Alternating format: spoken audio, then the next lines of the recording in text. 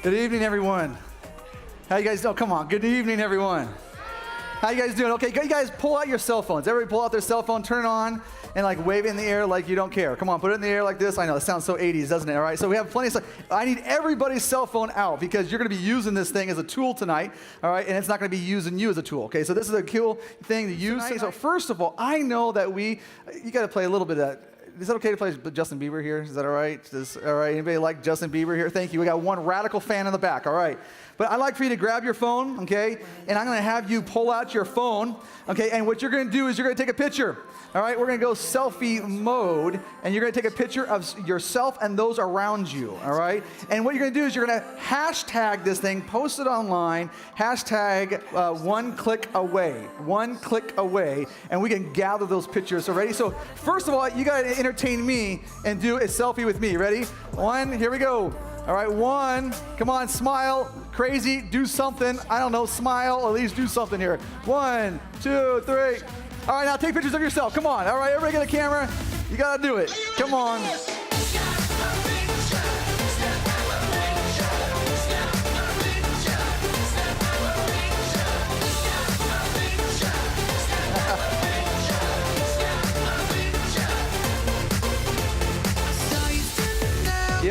You love it, take pictures, because we all just love ourselves, don't we?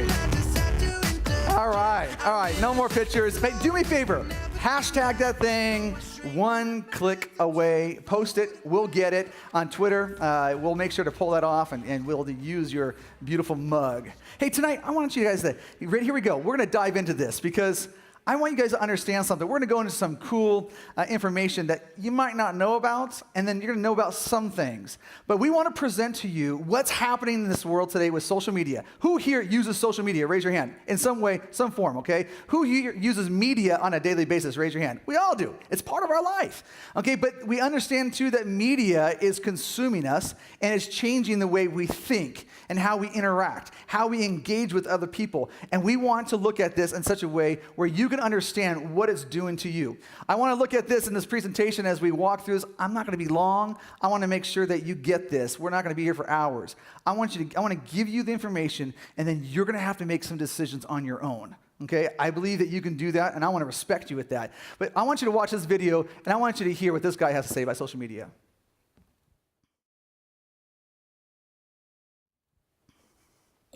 You know, they say the biggest fears are death and heights, but I don't know if I agree with that. I think today's biggest fears are silence, or maybe the fear of missing out. I mean, think about how we do anything in our power to never truly be silent.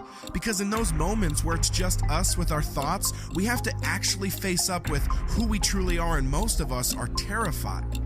And the fear of missing out, that's a close second. That's why we are glued to our devices. We can't stand the thought that life can go on without us. So we're always scrolling, refreshing, reloading.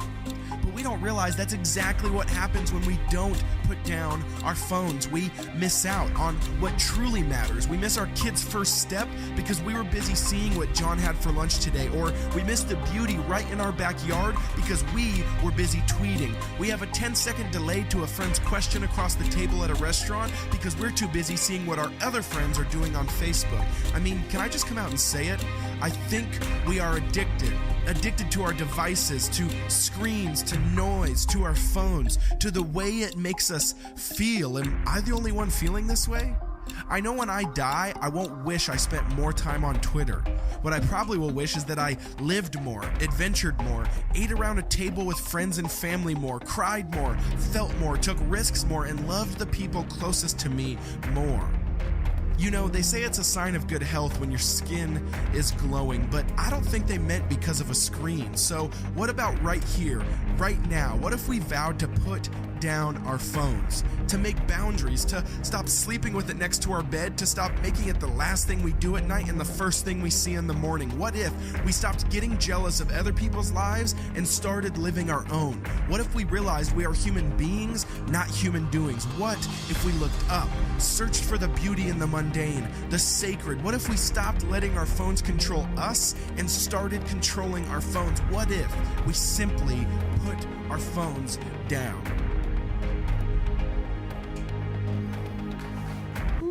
Man, I'll tell you, that is one of the most profound, and most times I show that video, everybody gasps when he throws that phone in the ocean. Would you gasp if you threw your phone in the ocean? But I think it's important to understand, what are we going to do? Are we going to put our phones down, or is it going to be something that literally is attached to us in everything we do, and everything we say, everything we think, and every way we operate? We have to think about this and understand, from the youngest of ages to the oldest of age, okay? We won't point out the oldest, we won't point out the youngest. But I'll tell you right now, it's a part of our daily life. And I want to look at this in a deeper way. I think we need to ask certain questions. I mean, did you know this is, I'm going to go into what happened in there? I'm going to go into a poll, first of all. I'd like for you to pull out your phones here because I think it's important for us to engage in this conversation. It's not something we can just kind of, let me just tell you stories. You got to speak honestly. Now, when we do these polls, we are not going to know who said what. So you don't need to be afraid. We have a board member who's an FBI agent, all right? He is not going to look up your name and find out who texts this, or that, all right? This is what we're going to do. All you got to do is answer honestly. No one will know what you said, but it's going to help you understand what everybody else is thinking.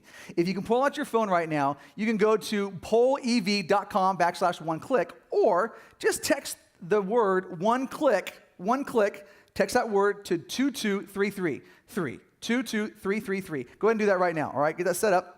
All right, text one click to 22333. All right, get that set up real quick. Because if you can do that, then it'll help us engage into this poll. All right, real quick. All right, you can play that music a little bit.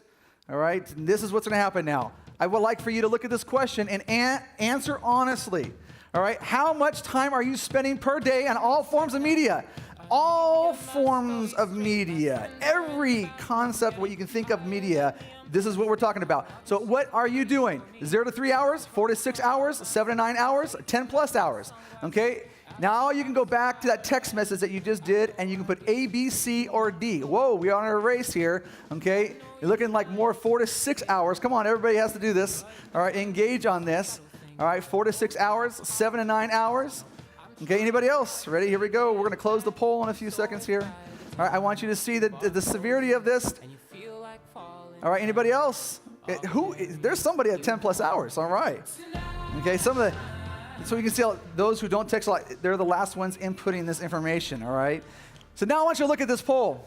All right, you can see that most people here spend 4 to 6 hours per day doing some form of social media. That's almost a full-time job. 7 to 9 hours, 32%, that is a full-time job. I mean, you think about how much time people are spending on social media, or media, actually, itself. And so we see the reality of this, that it is captivating even the people in this own room, okay? In this own room, we're seeing that it's actually a part of our lives on a daily basis, and it's pretty consuming. I'd like to move beyond this and go a little bit deeper here, because I think we need to understand the severity of this, all right? If we want to look at this, we've got to ask a question. Did you know?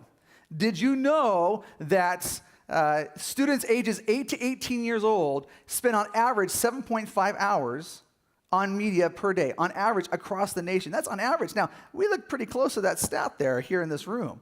All right, and you got to understand that's important there for us to understand. This number is so important, because if we're spending that much time on media, what else are we doing in life? What else are we doing? All right, and that's on a daily basis. Let's look at the other one. 71% of students, they hide their online habits from their parents. You know, have you ever had maybe your parent grabbed your phone and all of a sudden your heart dropped to the ground? What are you going to look at?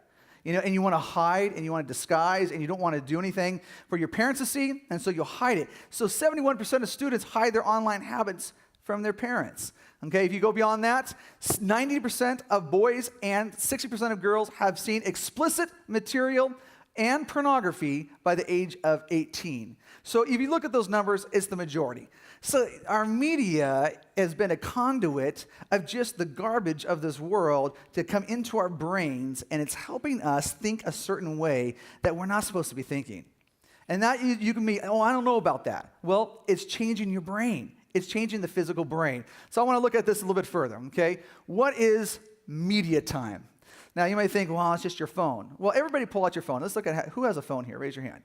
Okay, put the phone up in the air. Okay, this is important, because obviously the smartphone has become the conduit to social media or media, all right? Also, if you look at this, a media time, computer. Who here owns a computer, or you have a computer accessible to you at all times, all right? Come on, raise your hand real big. I want to see those hands, okay? It's important. Look at that. The majority of us do.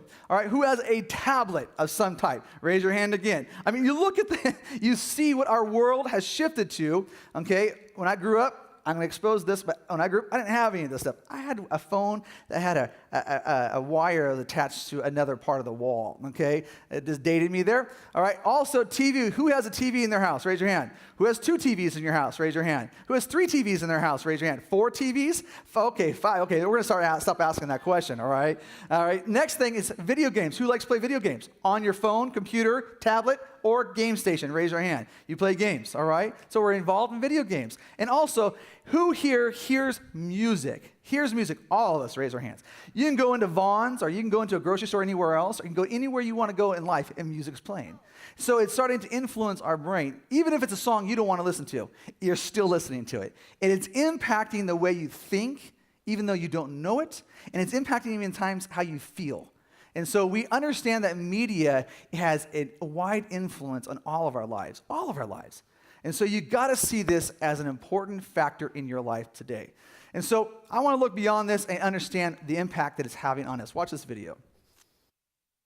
With social media sites being used by 1/3 of the entire world, they've clearly had a major influence on society. But what about our bodies? Here are 5 crazy ways that social media and the internet are affecting your brain right now. Can't log off? Surprisingly, 5 to 10% of internet users are actually unable to control how much time they spend online. Though it's a psychological addiction as opposed to a substance addiction, brain scans of these people actually show a similar impairment of regions that those with drug dependence have. Specifically, there's a clear degradation of white matter in the regions that control emotional processing, attention, and decision-making. Because social media provides immediate rewards with very little effort required, your brain begins to rewire itself, making you desire these stimulations, and you begin to crave more of this neurological excitement after each interaction. Sounds a little like a drug, right?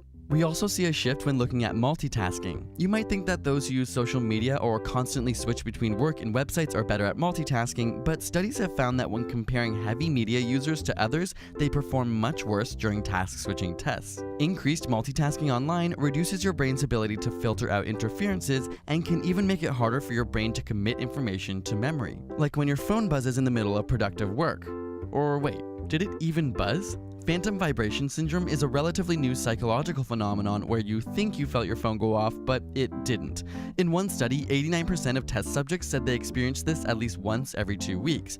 It would seem that our brains now perceive an itch as an actual vibration from our phone. As crazy as it seems, technology has begun to rewire our nervous system, and our brains are being triggered in a way they never have before in history. Social media also triggers a release of dopamine, the feel-good chemical. Using MRI scans, scientists found that the reward centers in people's brains are much more active when they're talking about their own views as opposed to listening to others. Not so surprising, we all love talking about ourselves, right? But it turns out that while 30 to 40% of face-to-face conversations involve communicating our own experiences, around 80% of social media communication is self-involved. The same part of your brain related to orgasms, motivation, and love are stimulated by your social media use, and even more so when you know you have an audience. Our body is physiologically rewarding us for talking about ourselves online. Who here has ever felt a phantom vibration on your body? In your phone, you thought, my phone just rang. You grab your phone and it's black like that. Has anybody ever done that before? Okay, am I the only one? Okay, great. A few of us have, all right? And so it's a real deal. This is impacting even the way we work in our physical body, how we react, and all of a sudden we think something's happening. It's actually not happening because we've trained our brain to be so engulfed and so entrenched on how our phones and social media and how electronics has been dictating the way we think, the way we act, the way we respond, and even the way we rest and how we live life to its fullest. And so we have to understand that. I want to go a little deeper on here. Every time you turn on your smartphone, every time. So when you grab that smartphone that you have in your hand right now, you open your tablet, you access your computer, you're making a choice. It's not someone else making that choice for you. You make the choice to pick up your phone and engage. If it's 11 o'clock at night in your privacy of your own room, behind a closed door, in the dark, or if it's in public, you make a choice to turn on that smartphone or a phone or a tablet or computer. And the truth is, you have all the good and the bad this whole world has to offer right there at your fingertips. There is no guard unless you have a guard put on that thing. And so you can have access to everything you want to see in this world. This is important for you to understand because in our world today, we're being forced to deal with this head on. Have you ever really thought about how much you're on your smartphone, your tablet, your computer? Have you thought about that? I just want you to think about that question. Because if you're not even thinking about that, you're not even contemplating that, then it's probably consuming you. Because you don't want to deal with the reality of it, but it's consuming your time, your effort, and it's not making us smarter. And so if we look at this a little bit further, researchers and doctors are discovering that it's actually messing with the brain. See, when he's talking about the dopamine response in the brain, this is how it works. Your brain, it has the prefrontal cortex. It sounds so intellectual, doesn't it, all right? This whole front part of your brain, and it's the part of your brain where you have reasoning that takes place from right and wrong.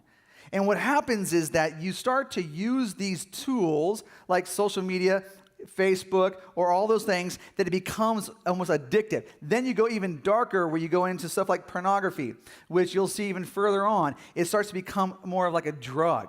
And it starts to form these pathways in your brain. So all of a sudden, when you're faced with a challenge or a point of rejection, or you're faced with something of a struggle in your life, you turn to a drug of choice. Maybe it's your pornography or something like that. And it releases a dopamine in your brain. So it makes you feel good.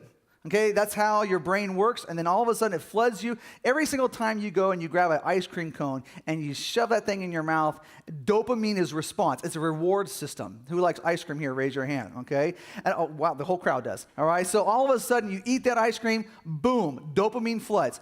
So when you're engaged with things online and it feels good, it looks good, and you think it's good, all of a sudden dopamine is response in your brain is flooding it. So it takes you away from your reality. So the things that you were struggling with your friends and the conflict and all this stuff over there, your brain took over. And all of a sudden you forget about that for a while, but all of a sudden your brain is filled with all this stuff, and then all of a sudden all that dopamine's gone, and then your reality is back in your face again. You're not dealing with the real issues. And we don't know how, a lot of times with all this social media and media, we don't know how to work with people. We don't even know how to talk to people. I talk to teenagers all the time, and they think this is hilarious. I talk to girls and that I'm a track coach, and they say this, yeah, guys, they'll talk to me online, but man, when they see me face to face, they crumble. They can't even see me. They don't even look at me eye to eye because we don't know how to interact with one another because we've used a device to do that. And so this is important how the discovery and the research that's been taking place in that, it's also putting you at risk for exposure to explicit material. Okay, if you're struggling with this, I need you to hear something really clear, is that you're not alone. Okay, as we look at stats today and we look at the numbers and we understand students, we have to understand this, and adults, is this. You're not alone. Most people in this world today are struggling with this. The majority of people are. And so the sooner you get to know this and understand this and deal with it, the better your life is. When it stops controlling you and you start to control it, then you get to walk with confidence in life and a peace in your heart knowing that I'm doing what is right and I'm not consumed by this. And so it's important for us to understand. I like for us to just go a little bit deeper though, because you think, well, what is this all about? I want to look at the definition of what explicit material and pornography is all about. And this is the elementary. If you want the junior high or you have the high school, we have materials on the outside here, the door, and it gives you a little bit more in-depth and detailed descriptions of it. But I want to give the elementary description that we have here. Explicit material and pornography are any pictures, moving images, or videos of people with little or no clothes on, and that can often include violence.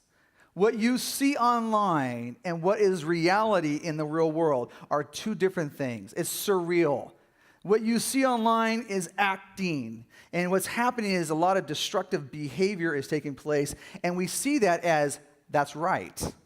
And then all of a sudden, young men grow up, and we see what we look online, and we're seeing this, and then we act out on that, and we realize, oh, that's how we treat a woman. No. Then we start to look at other women in this world, and we start to objectify them. And we see them for something what I can get out of rather than get into. Okay, that is what our minds are being trained in our world today. And our world is becoming more violent, and our world is becoming more sexual. And so we have to see this, and we have to do something about it today. And that's why the Novus Project exists here today. I also want to look at, I just made the screen go black. I want to look at this next thing here for us to understand. Why are explicit and pornographic images dangerous to you and others? Look at this. They don't show or portray real love. It doesn't do it. What you see on even TV programs and movies and what they're showing when you go to the movie theater, or if you look online, or this or that, or if you look and you walk down into Vaughn's and you're standing and you're looking at these magazines and you see all the tabloids, you see all the pictures, you see all this stuff, that's not real love. That's not real love. And what it's doing is making you think that it is, and it's giving you a false image of what love is, or caring, or intimacy. And you know what? This world has much more. We have to understand this so that you can experience a better life. A better life. They make violence look okay. Nowadays, on movies and TV programs and even on the internet, we think rape is just another thing. 20 years ago, we've been appalled by this. We've been like, there's no way. And you'd want to stand up for the injustice. Now it's just like one of. And we see this, and it's kind of degrading how we're thinking and how we think about how we treat human beings. Let's look at this. They exploit or hurt men, women, and children.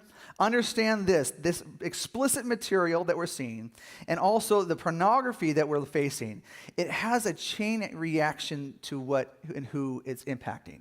From the people involved to the people who are their users, to the people who are the producers, it's just a chain reaction. All the way from those who are in slavery because of it. I have stories I can share with you that I won't share today, that it's impacting people globally, and America is the number one consumer of pornography in the world. And we here in our area, just in Chatsworth, become the number one producers of it, okay, in the world. So we're faced with this reality, okay? It's not just social media. It's also the explicit and pornographic images that we see. Over time, it can be addictive. See, when I was a young child and I was in 5th grade is when I viewed my first pornographic image. And it had a chain reaction in my life all the way until I was almost 40 years old, until I finally broke that, and I was turned my life completely around to where my wife and I walked through this process together, 40 years old. Do you want to live that long? Addicted to something that's going to drag your life completely down? I don't think so. And so learn from somebody like myself, who it destroyed.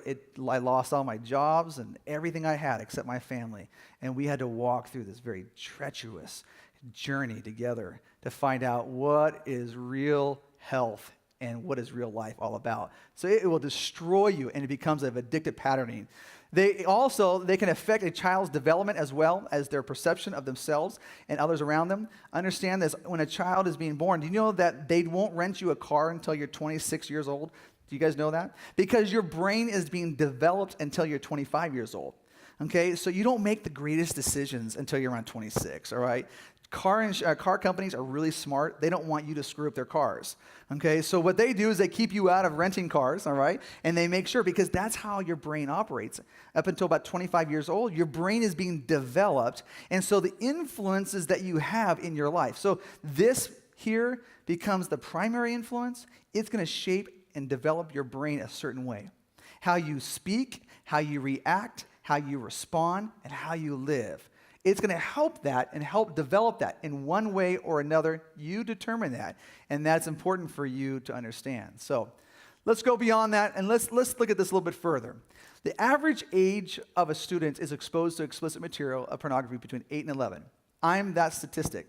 I told you 5th grade, okay? I was in that number. All right, I had a friend introduce me to it, and I can tell you right now, I remember the day and where it was. It was ingrained in my brain. Until I finally had to come to this place when I was 40 years old to come and stand up and really had to reprogram my brain. I had to reprogram my brain. 80% of this exposure is typically in the privacy of the home. It's not typically out in public. It's in the privacy of the bedroom. So those with parents, we need to hear this, is that your kids are understanding is privacy means liberty.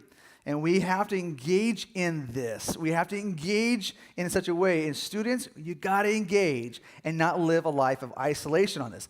Almost 9 out of 10 young men and 3 out of 10 young women admit to struggling with media misuse, pornography, and explicit material on a regular basis. A regular basis. This is not a one-time deal.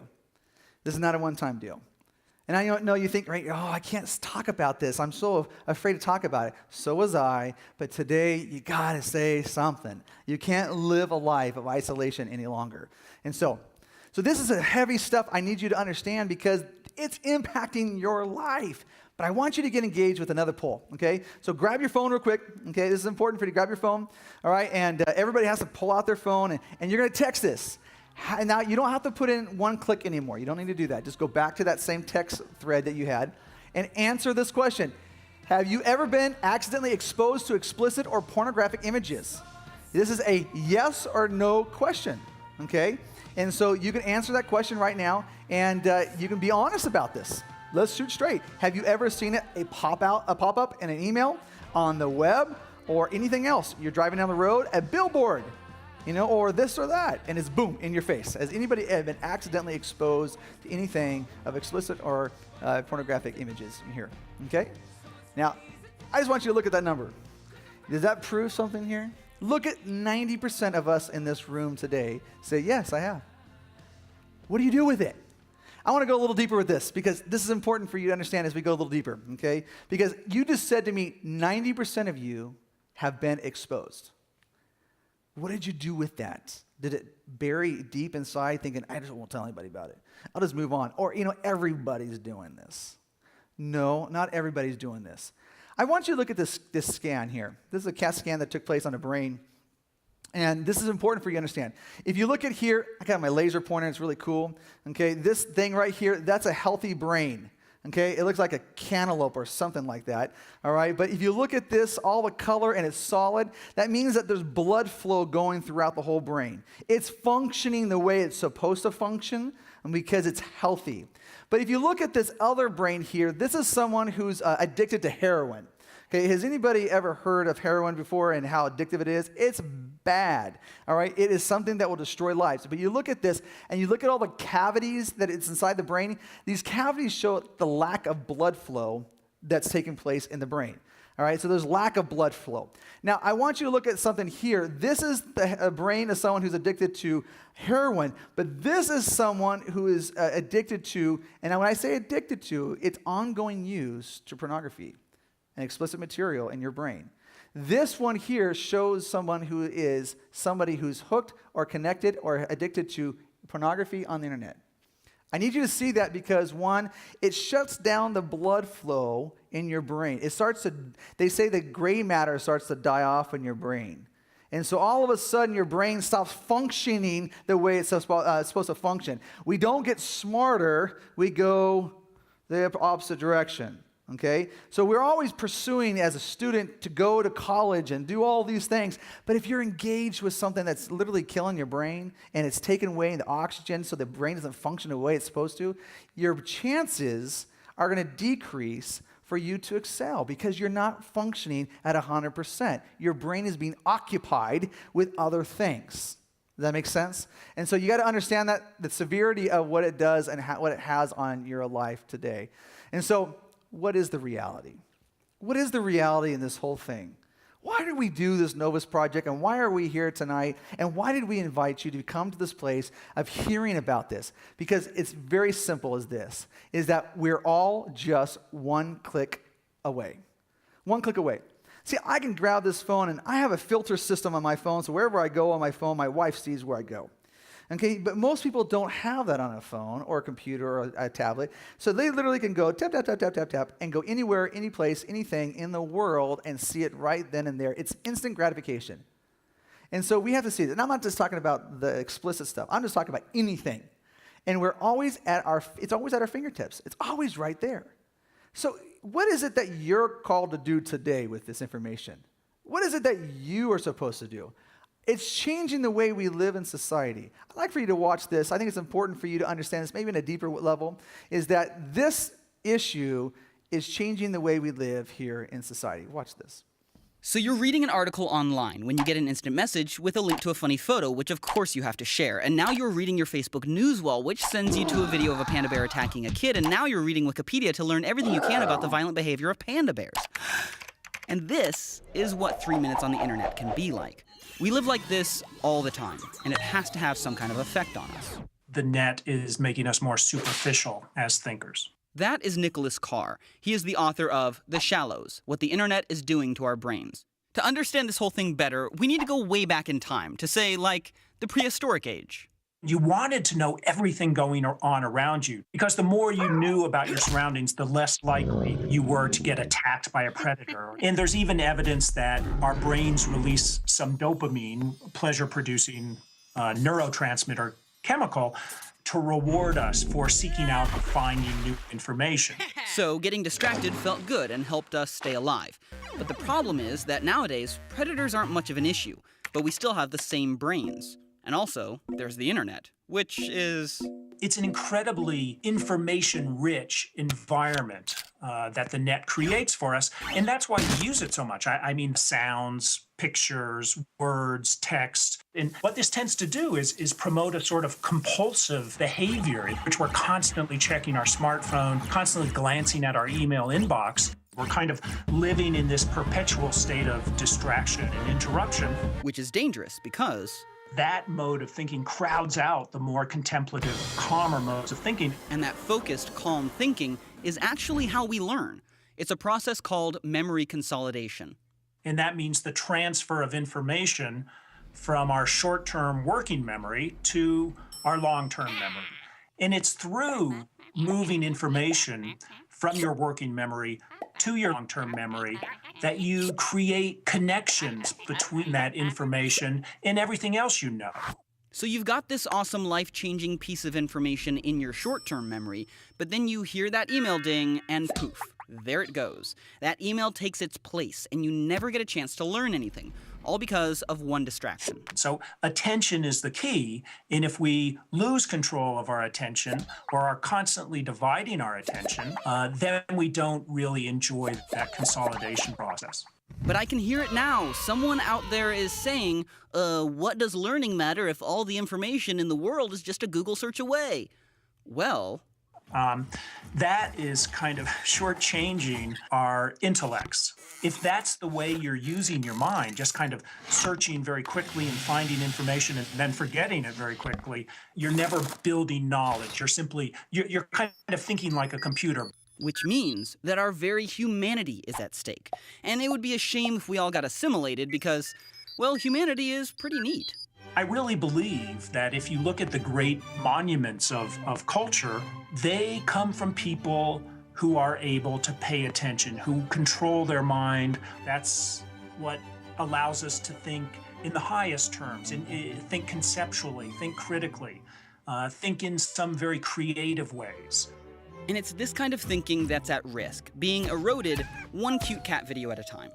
Don't get us wrong, the internet is good for lots of things, and it should be celebrated. But the best thing we can do for our minds is to find some time every day to unplug, calm down, and focus on one thing at a time. Your email, and those cats, will be here when you get back. Who likes cat videos? Raise your hand. I do. I like cat videos, I gotta confess. But we have to understand that it's changing the way even our society is operating and how we function as one. I'd like for you to pull out your phone. This is our last poll that we're gonna take for the day, and you gotta engage in this one because it's important for us to just kind of hear your heart, but you don't even have to say who you are. But I'd like for you to respond just by A, B, C, or D to this number 2233. How much time per day do you intentionally set aside to disconnect? Disconnect. All right, where you literally disconnect from any electronics or media or even people, and you just have time to yourself and your place of refuge and solitude. Go ahead and answer that question, all right? Well, we got some 60 minutes. I'm really impressed if you guys are doing that. All right, keep it going. Let's keep answering that. This is without media and without any influences other than just you. Okay, you have time to contemplate. All right, and these are numbers. These are actually pretty high here in this room. But if we look at this number, typically it's it's the 0 to 5%. Where people are not spending time with themselves or by themselves. All right, but we see that even these minutes compared to the hours. Remember, we're averaging 7.5 hours per day on media devices, and if we're looking at these numbers here, they are not connected with the numbers that we're on media. It just isn't happening. We're consumed by media, and it's consuming us. I'd like for us to finish up just with a few more things here, and I'd like for us to look at this situation. I want to look at some tips, because if I just give you information here and you go away thinking, well, that's great information, media is horrible. No, I'm not saying that. I love media. I got a phone, I got a tablet, I got a computer, and I got a TV. I like them, and I use them. But they don't use me, and it doesn't abuse me. I have parameters, okay? And I want you to understand, here's some tips, all right? Tips, if you see something that makes you feel confused, uncomfortable, or you know it's just not good for you to look at, here are a few things that you need to do, all right? One is walk away. And now you might think, well, that's easy for you to say. No, because I don't believe any person here today is that when those things come your way, it's hard, especially when it's so integrated into our society. You have to get up and walk away. When it's not good for you, get up and walk away. If harm was coming your way down the road and you knew that it was going to impact you directly, what would you do? You would get out of the way. This is the same thing with even media or even explicit material and so on and so forth. You get up and walk away. Second of all is that you would immediately tell someone, a parent or trusted adult in your life, that you would engage with somebody. Talk to them about that. Well, that's not cool. No, you know what's not cool is being at 40 years old and you lose everything because you didn't talk to people. All right, that's not cool. All right, and you can learn from me, and we even wrote about this. It's not cool to be isolated and not talking about it, and all of a sudden you get to this point thinking, oh my gosh, I wasted a lot of time. You don't have to waste this time anymore. Talk to somebody. The next thing is talk about your feelings. I know you're thinking, oh, that touchy-feely thing I don't like. Well, get over yourself, all right? You got to be kind of feely and talk about what's going on inside. And this is important. It's important to actually turn to somebody next to you and say, how are you feeling today? Instead of saying, did you hear about that person? He's so cute. I mean, it's so awesome. Now talk about how you feel inside. You know, when you feel disappointments and failures or frustrations or shame, or you feel these kind of things in life, talk about those things. Those are real life issues that you want, and the cute guys and the cute girls are important too, okay? But this is important for us to understand. And so remember that it does not represent real love and respect. It does not. It's important for you to understand what you see on media or in print or wherever in this world you see things. It does not represent what the definition tells us what it is, of what love is. Love is not what you see on the internet. It's just not. It's not. And so we have to discover what real love is. All right, and also make a plan to avoid future exposure. This is important. My life, I have everything on my phone. You know, my wife sees it, and it's awesome. My kids, they all have the same thing, so we see and we interact and we talk about it. We sit around the table and we talk about it. You think that is kind of awkward. Yeah, it can be awkward sometimes, but it's good. We talk about these kind of things. You know, and maybe you need to bring it up with your parents and say, hey, I'm struggling with this thing. And if they kind of squirm in their seat, that's good for them. They need to squirm in their seat a little bit. Okay, we got to be able to talk and converse, because if not, you'll lead yourself down a path, and all of a sudden, way down later, you're going to realize, I wish I would have. Don't get to that place where you wish you would have. Just do it now. And this is important for all of us here today. And even at the Novus Project, we want to help you. Right outside this door here, we have a couple things. One, for any adults, that you're able to go and get material that you're able to pull from students. Age appropriate, go out and see a middle school and high school, go grab what applies to you and take that sheet with you so that you can see it, read it, and understand it, so that you can apply it to your life. We're not just telling you information, we want to help you. Also, if you go to the novusproject.org, you can go to our website and directly connect with us. If you're dealing with this and you don't have anybody to talk to, email us and connect with us. And we'll help you get to that next step, because we believe that every student and every person deserves to walk down that path of freedom, because this will kill you. This will kill you from the inside out. It's like cancer. And so am I saying that media is bad? No. But the way we use it can be bad. All right, we have to be sensitive and be honest about that. And so today, you can grab your phone, you can look at it and say, you are not bad, all right, but I'm going to use you the right way. And so we have more information out here. We would like for you guys to, if you can, those cards that are on your chair, all you have to do is sign that, or put your name on there, and give us permission. We'll add you to our mailing list so that you will have updated information about these kinds of issues. all right, so that one, you can be informed and be equipped and have tools to live life in a healthy way. So, one, we want to thank you for coming here. We're thankful that you're able to receive this. It's going to be online as well. We have more resources out there and at our website. And we would like for you guys to keep on going. And let's be honest with one another. And let's not let media rule us. Let's rule media. All right? Thank you very much. You can stand up. Everybody stand on your feet. And you can talk to somebody next to you.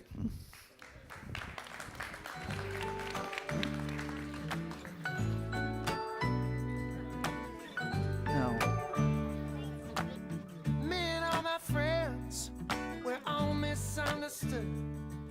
They say we stand for nothing, and there's no way we ever could. Now we see everything that's going wrong with the world and those who lead it. We just feel like we don't have the means to rise above and beat it. So we keep waiting, waiting on the world to change. We keep on waiting on the world to change. It's hard to beat the system when we're standing at a distance. So we keep waiting on the world to change. Now if we had the power to bring our neighbors home from war, they would have never missed a Christmas. No more ribbons on their door. And when you trust your television, what you get is what you got.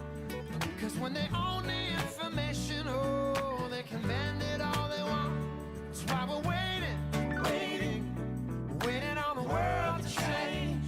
We keep on waiting on the world to change.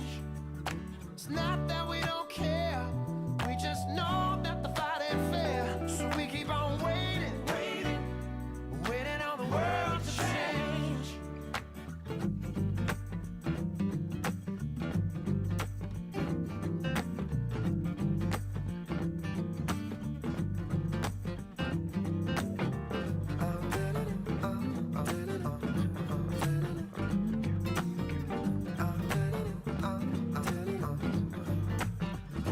And we're still waiting on the world to change.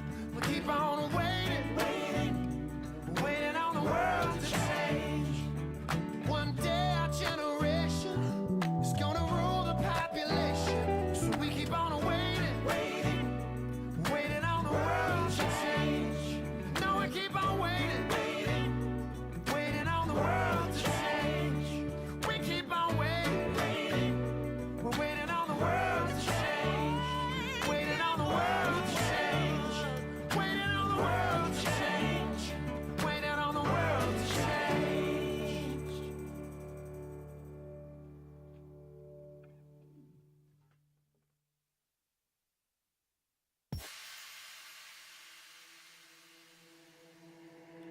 My life is a movie, and everyone's watching.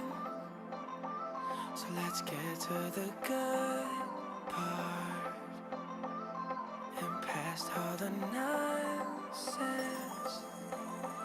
Sometimes it's hard to do the right thing,